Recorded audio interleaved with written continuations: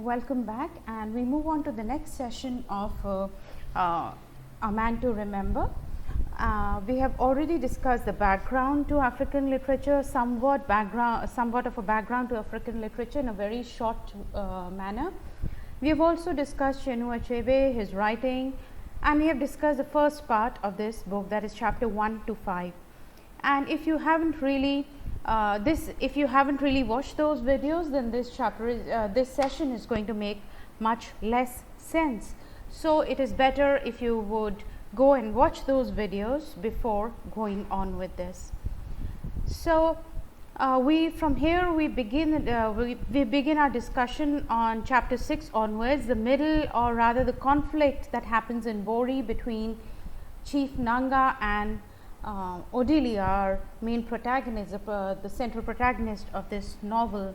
And Odily is staying with Chief Nanga, and we talked about this. We talked about this whole idea, the conflicts, the setup, the conflict in the background of African, authentic African. What is African, right? This question is latent in all these conflicts that we see that are enacted in the novel. For instance, in this whole conflict with the education and how the Western education is dismissed because of, it is non-African. It alienates the educated African youth from the local conditions. So the premise is that there is something called authentic African, which is alienated by Western education. There is also, we see the Westerners, the Americans, trying to capture something called authentic African. But this authenticity is elusive. We do not really know what is authentic African. We also see various forms of ideologies, the nationalistic political consciousness, the nationalistic consciousness, which kind of is used by the politicians to manipulate the people, right, to woo the people. Also the stoicism, the kind of acceptance the people demonstrate, their cynicism that a person in power is going to enrich himself. This is a kind of a wisdom that is everyone accepts. Apart from that, in terms of the foreigners in Africa, we see this whole idea, very flat, very shallow idea of Western liberalism, where they're trying to again capture something authentic African, looking for exotica, going through the filthy streets, taking pictures, sending them back home, and then corporations like British Amalgamated, which continue the colonial enterprise, feeding the corruption, feeding the greed of the elite class. In all these, the question remains, what is authentic, what is African? We also discussed the attitudes towards women and gender and sexuality. Now, one of the central conflicts between Odily and Chief Nanga is over Odily's girlfriend, right? Or not really girlfriend, because Odily repeatedly denies that Elsie is his girlfriend. He calls her a good time girl, right? He calls her a good time girl. And then he immediately, although he kind of brags about that to Chief Nanga, he immediately feels this, that it is wrong, right? He immediately feels that it is wrong, and he and Elsie had been together for a long time for her to just simply be a good time girl.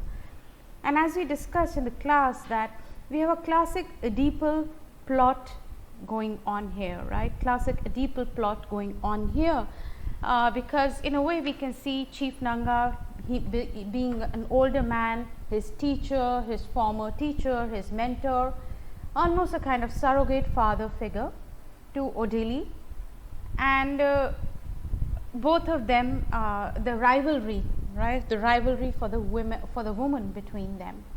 So it is a classic Oedipal plot playing in over here. But we must remember that even before this conflict over Elsie, Jean, right, the Western the American woman who visits Chief Nanga, and later on Odily goes for a dinner to her place. Jean has already had an affair with Chief Nanga, and then Odily goes on and has an affair with her. So it's not, Elsie is not the first woman that they share a rivalry over. Jean is already, although Jean is independent, she is not really tied to any of these men, but still she has been having an affair with Chief Nanga, and now Odily spends a night with her. So it's a kind of a casual affair. Jean's affair with Chief Nanga is a casual affair, and Odily also spends a night with her. So Elsie's affair, Odily tells Chief Nanga repeatedly that they are not serious. Elsie and Odily are not serious about each other. So just as Chief Nanga's affair with Jean is casual, it seems, or the impression that Odily conveys is that the affair between him and Elsie is also casual. And just as Odily spends a night and interferes in this affair between Chief Nanga and Jean, Chief Nanga's affair can be with Elsie, or Chief Nanga's relationship with Elsie can be seen in a similar light, right? She is not the first woman that they have a rivalry over. So in a way, we can see that both Odily's affair with Jean mirrors Chief Nanga's relationship with Elsie, or Chief Nanga's affair with Elsie.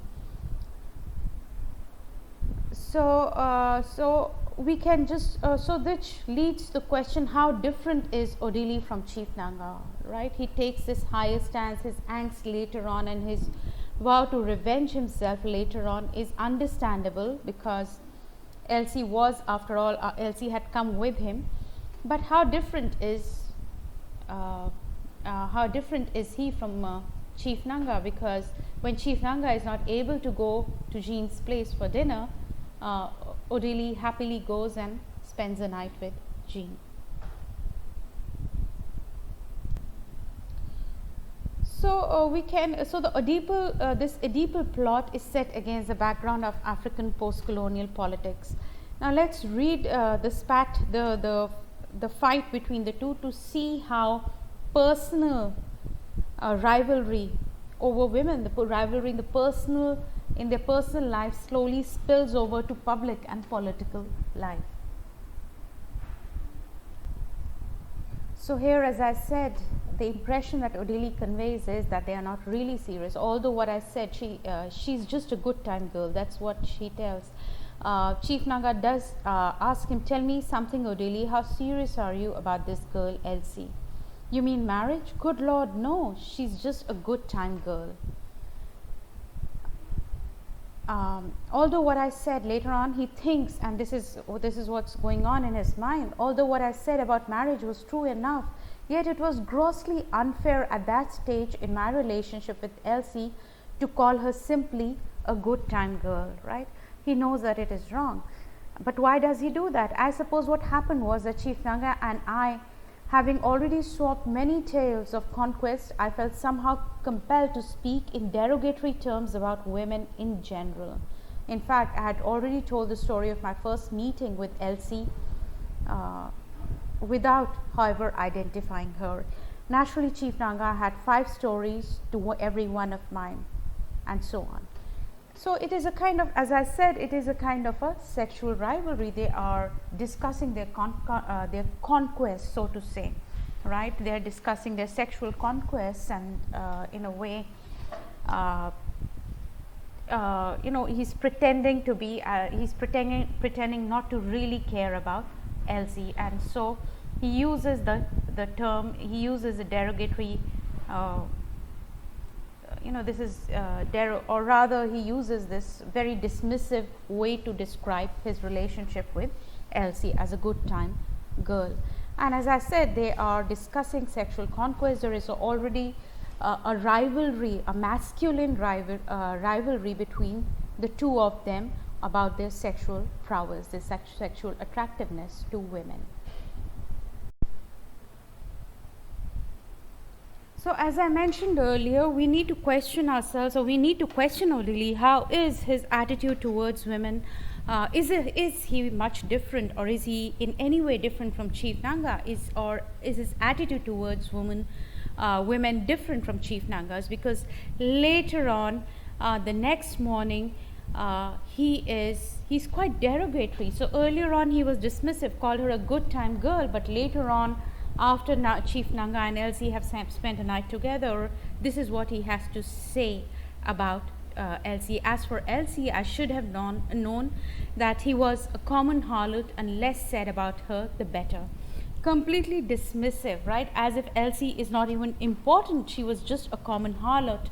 His anger, who is his anger reserved for? Chief Nanga, as if it was Chief Nanga's betrayal that was more hurtful than Elsie's, because Elsie was anyway a common harlot. So it is, we can see that in a way this rivalry for women binds the two men, right? It binds the two men in a kind of a perverted relationship, right? So the rivalry between the two men, the sexual rivalry over the woman, binds the two men into this relationship of animosity, revenge, and so on. So woman is completely incidental. She is dismissed earlier on as a good time girl, and now as common harlot. So they have a fight. Chief Nanga and Odily have a fight over Elsie, who is not really important. The important is that the men have not been true to each other. And so they trade insults. What a country, I said. You call yourself Minister of Culture, God help us. And I spat. And Chief Nanga is kind of, earlier on he has been coaxing, and he has tried to be understanding, but now he's incensed. Look here, Odily, he turned on me then like an incensed leopard. I will not stomach any nonsense from any small boy for the sake of a common woman. You hear, if you insult me again, I will show you pepper, and so on. And he goes on to say, you young people today are ungrateful. Imagine anyone, don't insult me again, and so on. So here again we see a lot of things, whatever we have talked about. The relationship between two men, the rivalry is between two men, and both of them are completely dismissive of the woman, a common harlot. No, you cannot fight with me, you cannot insult me for the sake of a common woman, right? A woman is not worthy of the two of us fighting. So, or the woman is not worthy of you, a small inconsequential boy, insulting a person like me. So as I was saying, the attitude towards women, we see it a new low here, where she's completely dismissed, and the focus in this triangle, in this Oedipal triangle, the focus shifts from the woman to this relationship between the two men, and it is a betrayal of the friendship that is more important than their affection or anything that they would have felt, or their desire for the woman, right? It is a betrayal of the two men, the betrayal of friendship, insulting each other. So it is a male friendship which takes, or male rivalry which is important, which takes center stage, rather than any desire they would have felt for the woman.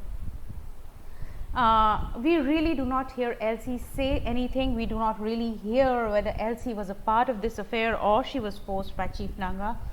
We do not really hear Elsie offer any, she does not speak, she does not offer any words in her defense. She is completely dismissed, and of course it spills from the rivalry, sexual rivalry, to a more class. You are just a bush, right? You're just from uncultured, uncouth people. You, a minister of culture.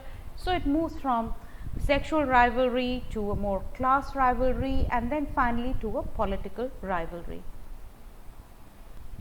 And later on in the next chapter, I think chapter 8 this is, she says, I saw that Elsie did not matter in the least, right? Odily is forever aware that I saw that Elsie did not matter in the least. What mattered was a man had treated me as no man had a right to treat another, not even if he was a master and the other slave, and my manhood required that I make him pay for this insult in full measure. In flesh and blood terms, I realized I must go back, seek out Nanga's intended parlor wife and give her works good and proper. So again, a woman who is going to be, since it is sexual rivalry, a woman is going to be his means of revenge.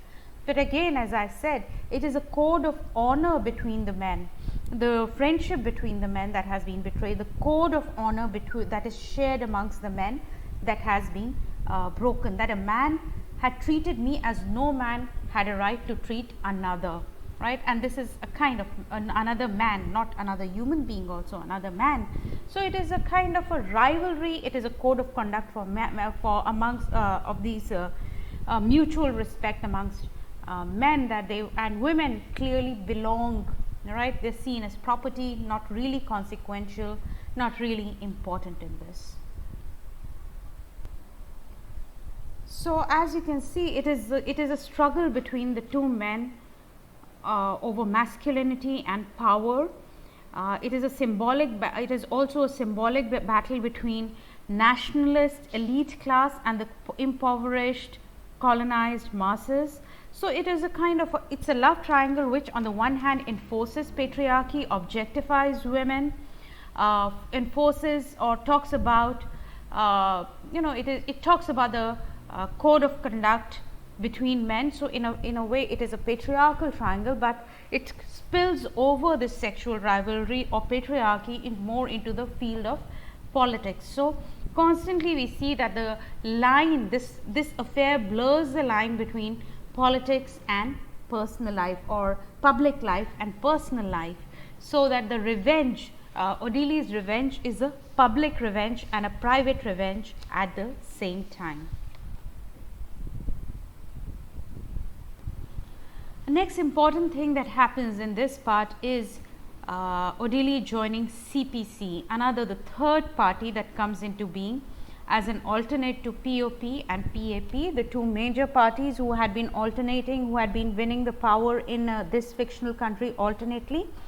So Odily's friend Max floats a third party called CPC, and it has these its members are youthful, educated class, and it is kind of it offers an alternative. It positions itself as an alternative to POP and PAP, and it's supposed to offer a possibility of alternatives.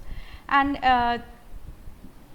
this is where when after leaving Chief Nanga's house, Odily goes to his friend's house, Max's house, and where he meets the members of CPC, and where he is recruited for CPC.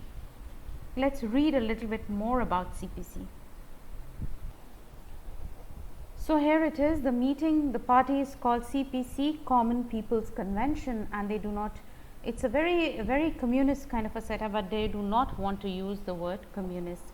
So there were 8 people, all of them citizens of our country, mostly professional type, all but one, right? All but one were the citizens of the country, and there are professional types, 8 young people. The only lady, a very beautiful lawyer who was engaged to Max, whom she had first met in London School of Economics. Remember the first chapter where the older ministers, the older men of cabinet were dismissed and thrown out of the government, established government, because they had been educated in Oxford, Cambridge and Harvard, and people like Chief Nanga claim that they do not need such Western educated alienated Africans. So clearly these are all professional people. There was a trade unionist, a doctor, another lawyer, a teacher and a newspaper columnist, all of them therefore educated. Max introduced me without any previous consultation as a trustworthy comrade. Again we see the discourse of communism here, trustworthy comrade who had only the other day had his girlfriend snatched from him by a minister who shall remain nameless. And again immediately referring to our previous discussion about how women are not really important, Odily immediately asserted that Elsie was not, strictly speaking, his girlfriend. So, as I said, they do not want to be. They talk about whether it should be. Odily says, "I must say I find myself somewhat odd that a party calling itself Common People's Convention should be made up of only professional men and women." And he's interrupted, and Max clarifies that is not entirely accurate, Odily. What you see here is the vanguard, the planning stage. Once we are ready, we shall draw in the worker, the farmer, the blacksmith, the carpenter, and the unemployed, of course, said the young lady with the confidence of a beautiful woman who has brains as well, which I find a little intimidating. Again, a little dismissive of women, Odily. But it is supposed to be Common People's Convention, but again the party is being formed by the educated, and later on they are going to draw people from lower rungs of society, lower rungs of class ladder. So again, I don't know then how democratic or how representative of Common People's Convention is as a party, because it is being designed and its ideology is being designed by the educated. It's only later on that they would get all these people. Once the ideology is in place, once the party is in place, then the others would be recruited. But who would do the formative work for the party? Who would give shape to the party? Who would give the party its ideology, its agenda? It is the educated, again Western educated youngsters.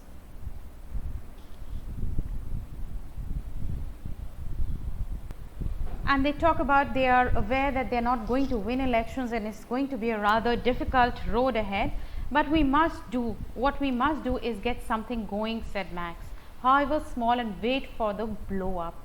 It's bound to come, there is bound, people's resentment is bound to flare up, the blow up, the change is bound to come. I don't know how or when it's got to come. You simply cannot have this stagnation and corruption going on indefinitely. So they realize they want to be ready when this blow up or this this flare up of people's resentment comes in. And Odily clearly raises the practical issues, how to get money. But Max has something outlined, and let's see what are his plans for money. And later on he tells Max tells Odily that the most astonishing that Max told me about the new party was that one of the junior ministers in the government was behind it, and which again raises the question how different or how much of an alternative that does the CPC offer, because it is actually a junior minister in the government that is whose brainchild CPC is his brainchild. He's the one behind it. And Odily immediately asks, somewhat naively he feels, what is he doing in the government if he is so dissatisfied with it? If his ideologies, if this agenda does not match the government's, and if he is so dissatisfied that he has to make a new party, then why is he working with the government? Why is he with the PAP or POP? And the reply that Max, the explanation that Max gives is a very representative of the attitude of people that we see in Africa, and that is, you cannot let a good opportunity to change your circumstances let go just for the sake of ideologies. And this is what Max explains. You can take a man like Nanga now on a salary of 4,000 plus all the, you know what his salary was as an elementary school teacher? Perhaps not more than £8 a month. Now, do you expect a man like that to resign on a little matter of principle? Right? So, a matter of principle, a junior minister can float a party on the matter of principle, but he is not going to resign from the government just on a little matter of principle, because there is a lot of money involved. Assuming that is that he can recognize the principle when he sees it, I added somewhat pompously, right? He is not principled enough if he cannot resign because of for his principles. And this is what Max says. Well, exactly. I am not saying, mark you, that our man is like Nanga. He is a true nationalist and would not hesitate to resign if he felt it was really necessary. But as he himself points out, do we commit suicide? Every day we feel unhappy about the state of the world. Right? So things can go on, things are wrong, I can float a new party and fund it, but I am not going to resign from my corrupt government at the moment, because just for the sake of principles, because after all I get 4,000 plus, right? So again, how much of CPC? It is funded by a junior minister who believes there should be a change but is not ready to openly side with the change or resign or do anything on the matter of principle, on the little matter of principle, as if the matter of principle is not really important. So how much of an alternative does CPC, its ideology, its agendas, its principle offers to PAP and POP? How different is it? It does not seem to me very different. Let's go and see the launch of the party with Odily's campaign against Chief Nanga, and we see that actually CPC is not very much different from the two existing parties. However, despite all that, there is a certain kind of idealism, there is a certain kind of exhilaration for the change that is going to come when Odily plans to launch his campaign, his political rivalry against Chief Nanga by fighting an election against him as a member of CPC. So we see, as I talked about it, we see how political ambition and sexual rivalry kind of come together, personal and private, private and public merge together in this political campaign. And there is of course an idealism here. We were exhilarated like everybody else by the heady atmosphere of impending violence, right? There is some kind of impending violence that they can feel, for we all knew that the coming election was going to be a life and death fight. After 7 years of lethargy, any action seemed welcome and desirable. The country was ripe and impatient to shed in violent exercise the lazy folds of flabby skin and fat it had put on in the greedy years of indolence. So there is kind of a change, it seems, that the need of the change in the atmosphere.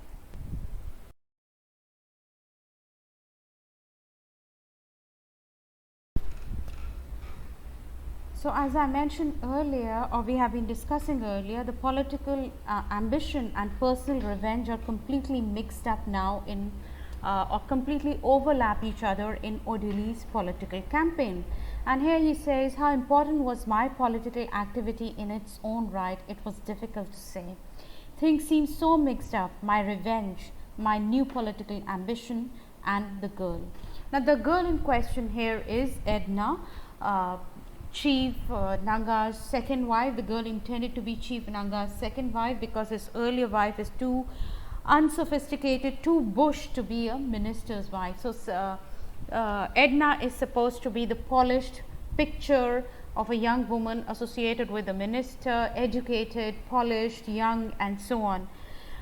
So clearly Edna, and Chief Nanga has paid the bride price for Edna to her father. He is also paid for Edna's education, and Edna's father does not see anything wrong in having a rich bridegroom pay a good price. It's like almost like an exchange of women happening here. Edna is being exchanged for the right amount of bride price and for the education and polish that she would bring for Chief Nanga.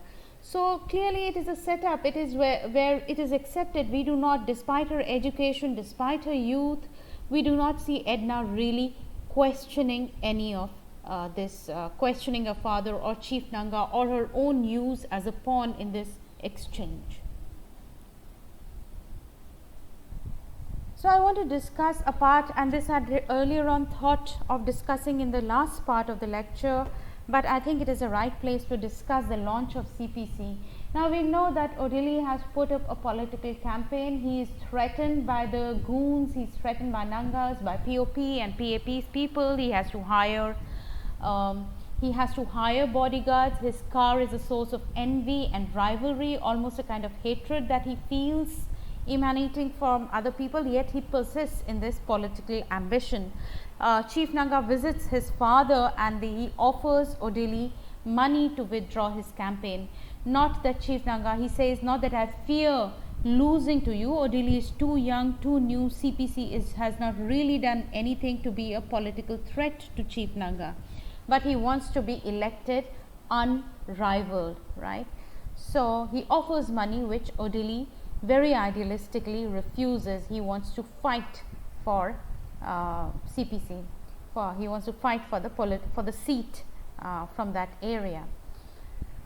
And when Max visits Odily at his father's place, and they decide to launch CPC, and they decide to launch CPC's political campaign from Odily's father's house. And they collect people, lots of people gather to hear them, and there is quite a bit of skepticism about this young party being floated by these very young people. And they are very dismissive. The public is very dismissive of CPC, and this is what one of the ex-policemen in favor of the earlier POP and PAP, this is what he has to say. We know they are eating, right? When Odily and Max tell them that those are corrupt people taking away your money, eating your riches, eating the wealth of the country, they say, we know they are eating, he said, but we are eating too. They are bringing us water, and they promise to bring us electricity. We did not have those things before. That is why I say we are eating too. So they did not have anything, water or electricity, in the colonial era. So even if they are eating away the wealth of the country, they are still bringing basic necessities like water and electricity, and so the audience are ready to accept the corruption.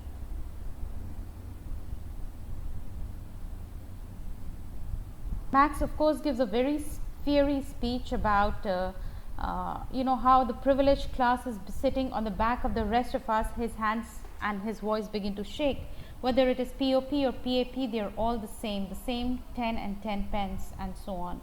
So he says that we have now formed CPC as a party of ordinary people like yourselves, and Max gives a really fiery speech, and people listen to him, although they continue to be skeptical. And then once Max has finished, an elderly man who was a local councillor, this is what he has to say, and read his words carefully to judge the public sentiment here. I want to thank the young man for his beautiful words, he said. Every one of them has entered my ear. I always say that what is important nowadays is no longer age or title, but knowledge. The young man clearly has it, and I salute him. There is one word, he said, which entered my ear more than everything else. Not only entered, but built a house here, right there.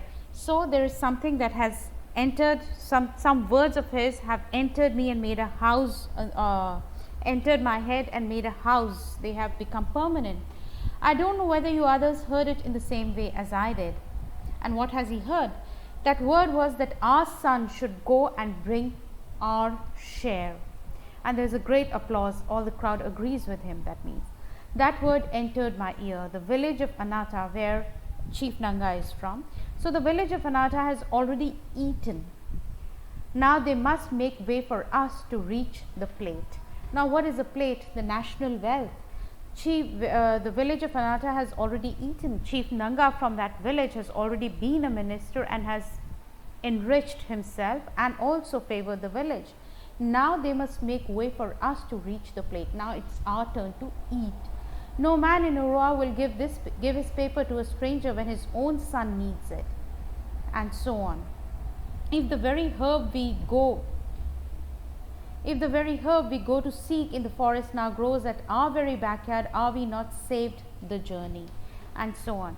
So the question, it is not really different. It's just saying that earlier on, our people of Anata were eating because Chief Nanga from the village of Anata was the minister. Now when Odily becomes the minister, we are going to eat, right? We will get our share of the national wealth. We are going to reach for the plate.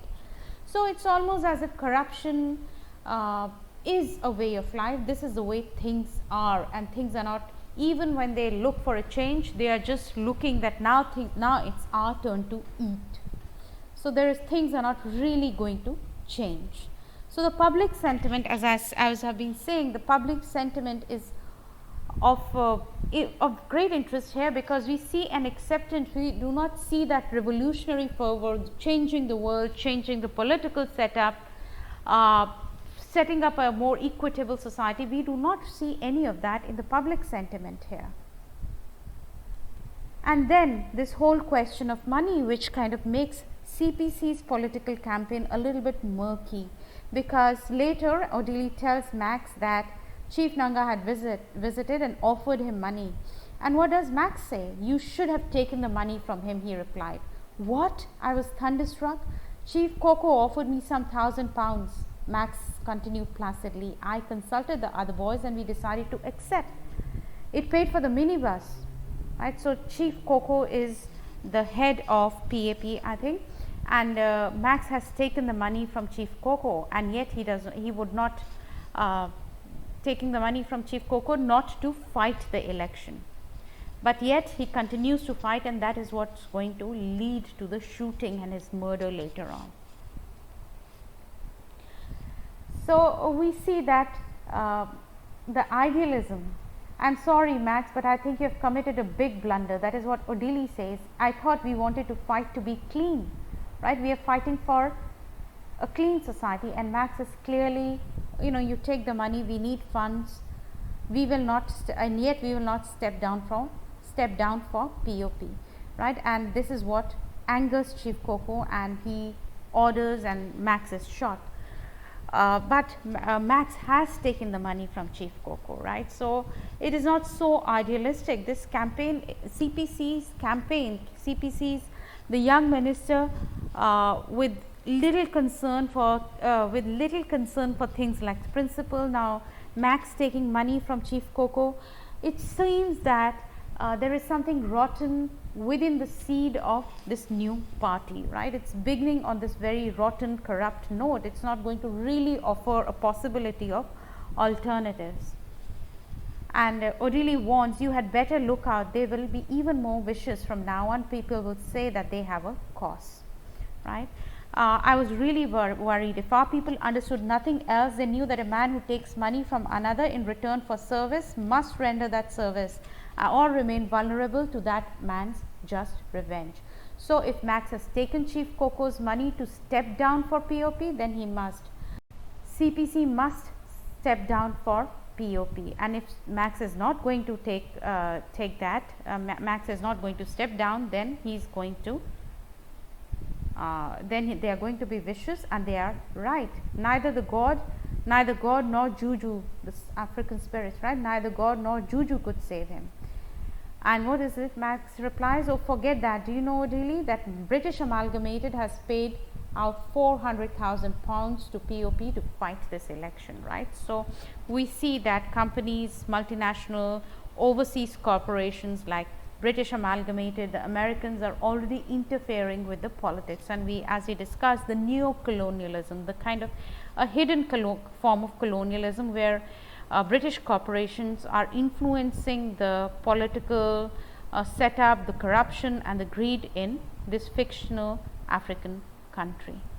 And the exchange finishes with me, "Now you tell me how you propose to fight such a dirty war without soiling your hands a little."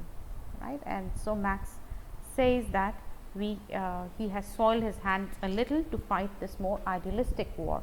But the question is that CPC therefore has resorted to the same things that it has been criticizing POP and PAP for. So as I said, the question is it an alternative at all? Is CPC an alternative at all? But we do not really find that out, because the campaign ends with a coup, right? It ends with a military taking over. The political parties are dismissed. There is violence on the streets, and there is a coup. As I said earlier on, we discussed in the background that this was almost prophetic, because in 1966 this book is published, and in 1967 there is a coup in Achebe's home country, that is Nigeria. Now we have already discussed this, but the last part is a return of Odily to Anata, to Urua, and his start of the election campaign. We have discussed this, his election campaign, the threats to him, how his personal rivalry, his revenge, his growing love and fascination, his attraction for Edna is mingled with his political ambition and also his agendas of CPC.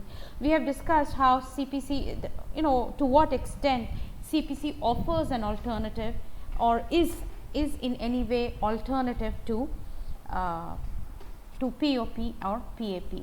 We do not really find that because there is a coup at the end. But before we go there, I just want to discuss the two women who play a large role in the last part, and that is Edna. Again, a not very important role. She is caught between independence. She is a woman caught between independence, education, and tradition, and she is not able to break through the barriers of traditional role. So Edna, Mrs. Nanga, Elsie, they are not really important characters in themselves in the novel. They come across as just plot devices, and they shape the relationship between the men. All the plot moves on what men do to each other, their relations, and women like Edna, who does not really do anything, who's such a passive character. She is just she's just a object of rivalry between a means of Odily to extract his revenge, an object of rivalry between Chief Nanga and Odily, following Jean, Elsie, and now Edna. So we really do not see any representation, at least in this novel, of an independent woman. I mean, Jean was an independent Western woman, but it was not a very promising or very positive representation. She is ignorant of African traditions, pretending to be liberal minded, arrogant, and also promiscuous. So not a very positive representation of Western women, except Eunice, and she is an exception to the representation of women in the novel. What happens in the end? As I said, Chief Coco orders Max to be murdered, and Max is shot. And in the heat of the moment to extract revenge, to revenge Max's death, Eunice picks up the revolver and shoots his murderers. So in that, and the last line of the novel, you have died a good death if your life inspired someone to come forward and shoot your murderer in the chest. And Eunice does that to Max's murder. So in a way, her act gives meaning to Max's death. She has more impact than Max's politics, CPC, Odily's revenge, because after this there is violence on the streets, there is bloodbath, and the military takes over. There is a coup at the end. And now let's go and read a little bit at the end of the novel. Now in the end, Odily is in the hospital. He interrupts Chief Nanga's political meeting, and he tries to tell people about Chief Nanga. He tries to tell things that people already know, and yet they accept Chief Nanga as their leader. And he's beaten up, and while he's in the hospital, Max is murdered, and Eunice shoots Max's murder. And then in the 4 weeks that he's in the hospital, the political system has overturned, the coup has happened, there is violence on the street, and the military has taken over. And later on, when he thinks about it, he says people themselves, as we have seen, had become even more cynical than their leaders and were apathetic into bargain. Let them eat was people's opinion. After all, when white men used to do all the eating, did we commit suicide? Of course not.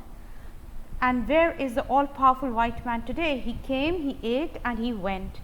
But we are still around. The important thing then is to stay alive. And if you do, you will outlive your present annoyance. The great thing, as the old people have told us, is reminiscence. And all those who survive can have it. Besides, if you survive, who knows, it might be your turn to eat tomorrow. Right? So eating corruption is a way of life. White man came and exploited Africa and left, and now it is our own people, and if we survive, it might be our turn to exploit. It might be our turn to have our share of the national wealth. So the people are as cynical, People are as accepting of the corruption. So the coup that happens is not about the resentment of the people, as Marx had envisioned when he said that it's bound to blow up. No, it is not by the resentment of the people. People have already accepted this way of life. So your son may bring home your share. This is what people, this is what the local councillor said in the CPC launch. No, the people had nothing to do with the fall of our government. What happened was simply that unruly mobs and private armies, having tasted blood and power during the election, had got out of hand and ruined their masters and employers. So the employees, the bodyguards, the mobs, the armies employed by POP and PAP are now turning against their employers and masters, and they had no public reason whatever for doing it. They were not driven by any ideology, not driven up with any drive of cleaning the country, resetting the political system. Let's not make no mistake about it. They just had gone violent. And we saw some of these people already working for PAP, for Chief Nanga, when they beat up Odily and the police just turns away. So these goons, these people, unruly mobs and private armies have always been a part of election campaigns. It's only this time that they just suddenly tasted blood and power and they got out of hand. It is not by people resentment or any kind of idealism which led to the coup. Later on, it ends on a very personal note, right?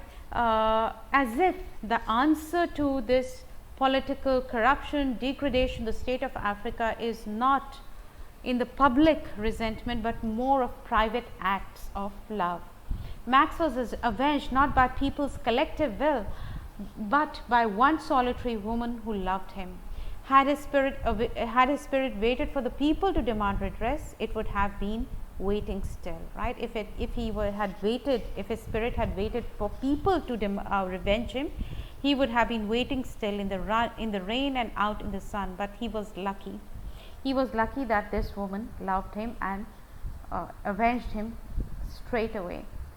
And it ends with this famous last line, and I say, you died a good death if your life had inspired someone to come forward and shoot your murderer in the chest without asking to be paid. Eunice does it for love, not like the unruly mobs and private armies, but purely because she loved Max.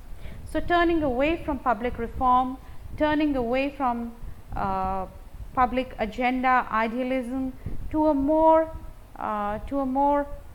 personal setup, a more personal value, perhaps, or in a way, that's the note on which the novel ends. Is that the answer?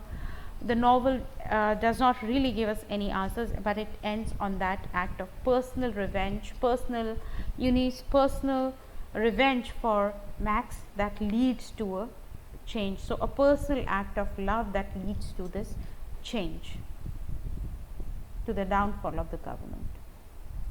So to sum up the book, Achebe presents, in Odily, he presents us an educated man who is conscious about corruption and suppression and the state of the post-colonial Africa, who wants to bring about a change but fails.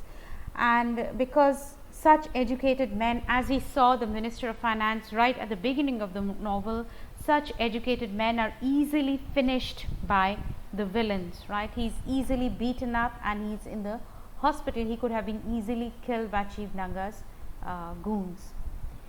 It is the personal act of revenge that gives meaning to Max's death, which has greater impact than CPC's politics, Odily's revenge.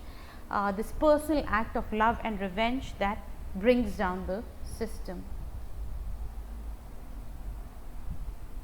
What happens beyond the end of the novel we do not really see, but beyond the novel we know that there is a coup in Nigeria at the same time, and this is followed by turbulent years before the democracy is restored decades later, or stability is restored decades later. So just a quick wind up of this discussion, A Man of the People as a post-colonial novel, African novel. we see that it is actually, we have discussed this and I mentioned it repeatedly, that it is an African novel. We see the community, the people, the political setup, the folk wisdom in various sayings which are continuously which are constantly mentioned, folk wisdom that is constantly finds its way to its way into the novel. You cannot escape the setting, which is intensely African. It is about African community, African ways of life, and therefore it is an African novel. Achebe has always taken as a primary concern, is always taken in as with a primary concern of understanding and depicting African people. He represents a particular reality of modern Africa, which is rich in ethnic variety, cultural identities, but is also complicated by nationalist politics, by the impact of European colonialism. So, it is also a post-colonial. We see the politics of the post-colonial state trying to emerge from the hardships of colonialism, but we see the manipulations of nationalism that it is trying to deal with.